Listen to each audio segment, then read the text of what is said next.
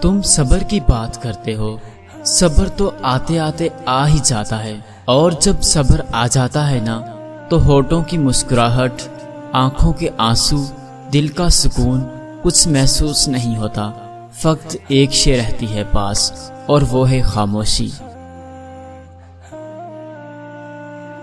ناراضگی، گلے شکوے وہیں اچھے لگتے ہیں جہاں اپنائیت ہو، جہاں مان ہی نہ رکھنا آتا ہو، وہاں خاموشی سے مسکرا دینا ہی اچھا ہے۔ خاموشیاں جن کو اچھی لگ جائیں وہ پھر بولا نہیں کرتے۔ جب تمہیں اللہ کا ذکر سننا اچھا لگے تو جان لو کہ تمہیں اللہ سے اور اللہ کو تم سے محبت ہو گئی ہے۔ ماں باپ کی اصل طاقت ان کی نیک اولاد ہے۔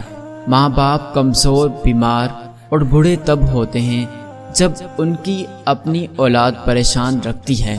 ماں باپ کی عزت کرو، ان کی ضروریات کا خیال رکھو، آپ کی اولاد آپ کی عزت کرے، کیونکہ جو آپ کرو گے وہی آپ کے ساتھ ہوگا۔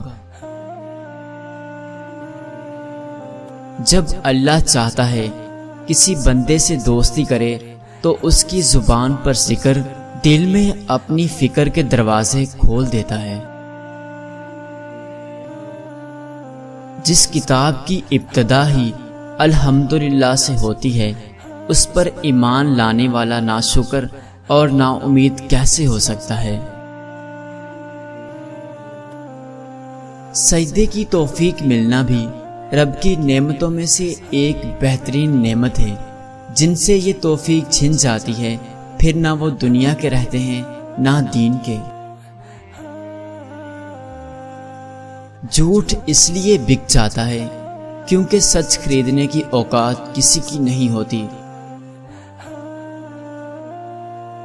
اللہ سے دوستی کے بعد پھر ایک وقت آتا ہے جب آپ کو تنہائی سے ڈر نہیں لگتا، اکیلا رہنا برا نہیں لگتا، آنکھ میں لوگوں کی وجہ سے آنسو نہیں گرتے، ہونٹوں پر ہر وقت مسکراہٹ رہتی ہے، ہم سے کوئی بات کرے یا نہ کرے دل مطمئن رہتا ہے۔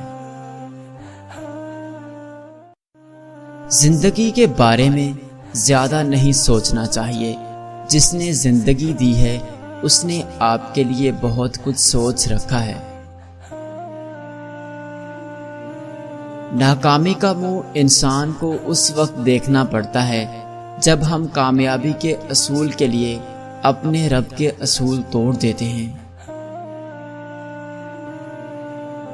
اگر لوگ آپ سے دوری اختیار کر رہے ہیں تو انہیں کرنے دیجیے، کیونکہ آپ کی تقدیر، قسمت، وقت اور زندگی کی ڈور کسی کے چھوڑ جانے کی محتاج نہیں ہے۔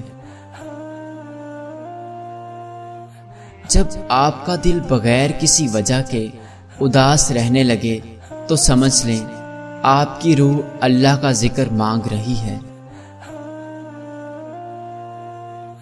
دعائیں قبول نہیں ہو رہی ہیں تو سمجھ لیں وقت آزمائش ہے۔